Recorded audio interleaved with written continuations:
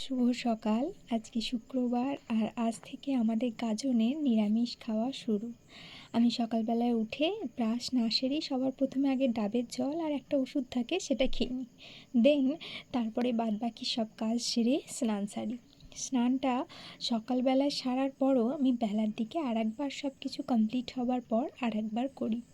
তবে কোনো দিন আর একদম ভালো লাগে না, তাই সব দিন করি তা না। স্নান সারার পর আমি পুজো সারলাম। এখন না আমাদের এই গাছে গন্ধরাজ ফুল ভরে ভরে ফুটছে।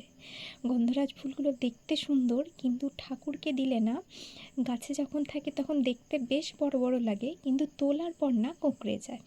সে কারণে আমার গন্ধটা ভালো লাগলেও ঠাকুরকে সাজাতে খুব একটা তেমন ভালো লাগে না, মানে সব কিছু মানানসই হয় না। তারপর আমি সকালের খাবার খেয়েছিলাম। আমি সকালের দিকে একটু ভারী খাবারই খাই, আমার খিদে পেয়ে যায়। তারপর আমি রান্নায় গিয়েছিলাম। আমি কালকে সন্ধ্যের দিকে, মানে বৃহস্পতিবার সন্ধ্যের দিকে ডালের বড়া বানিয়েছিলাম। সেটারই কিছুটা রয়ে গেছিলো। আজকে যেহেতু নিরামিষ, আর আমার হাজব্যান্ড না এমনি সবজিটা খেতে খুব একটা পছন্দ করে না, কিন্তু এই ডালের বড়া দিয়ে বা যে কোনো কোপ্তা দিয়ে তরকারি খেতে ভীষণ পছন্দ করে। যেমন কাঁচকলার বড়া, ডালের বড়া, এই সব দিয়ে তরকারি খেতে ভীষণ পছন্দ করে। আজকে করব, যেহেতু নিরামিষ, সেহেতু উচ্ছে ভাজা আর হলো পটল দিয়ে আর ওই কোপ্তা মানে ডালের বড়া দিয়ে তরকারির মতন, আর সাথে একটু আম ডাল মানে টক ডাল। দেন আর কিছুই করব না, কারণ আমি আর আমার হাজব্যান্ডই শুধু খাবো। জেঠু তো আজ থেকে আর খাবে না।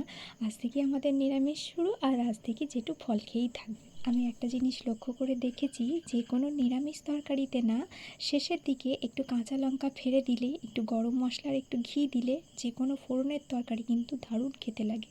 একটা আলাদা রকম কাঁচা লঙ্কার ফ্লেভার আসে, আমার খুব ভালো লাগে ওই ফ্লেভারটা। আর যে কোনো তরকারিতে না, যে কোনো পেঁয়াজ রসুনের তরকারি হোক বা যে কোনো তরকারিতে না, যদি পেঁয়াজ রসুন দেওয়া থাকে, তাহলে সেই পেঁয়াজ রসুনটা আর টমেটোটাকে নিশ্চিত তেলে ভাজা উচিত। যদি কাঁচা অবস্থায় তরকারিতে টমেটো ফেলা হয় বা পেঁয়াজ একটু কাঁচা থাকে, তাহলে কিন্তু তার একটা বিচ্ছিরি গন্ধ হয়, মানে মশলা যাই দেওয়া হোক সেরকম টেস্ট কিন্তু তরকারিতে কোনো রকম চেঞ্জ হয় না। তারপরে ভাত করার পর গ্যাস ফ্যাস ভালো করে পরিষ্কার করে নিয়ে দুধ ফোটাতে দিয়েছিলাম, কারণ বেশ খানিকটা ছানা বানাবো। আসলে একটা বড় মানুষ শুধুমাত্র ফল খেয়ে পেট ভরা থাকবে তা হয় না। যদি একটু ছানা হয় তাহলে পেটটা অনেকক্ষণ ভরাট থাকে। সেই কারণে দুবারকার খাবার মতো মোটামুটি ছানাটা বানাবো। আমাদের জেনারেলি 12 মাস তো ছানা কাটানো হয় না, সেক্ষেত্রে পাউডার আনা থাকে, যখন ছানা কাটানোর দরকার হয় তখন পাউডার দিয়েই কাটাই।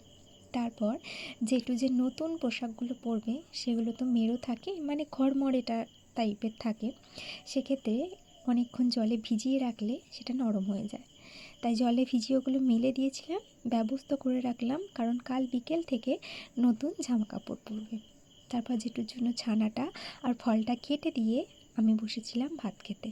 আমি না এখন সন্ন্যাসীর জন্য একটা তাকে আলাদা করে সন্ধক লবণ, চিনি, ছাতু, লেবু, লঙ্কা, আদা কুচি আলাদা করে সরিয়ে রাখি। এই বেশ কবছর করে করে না অভ্যস্ত হয়েছি।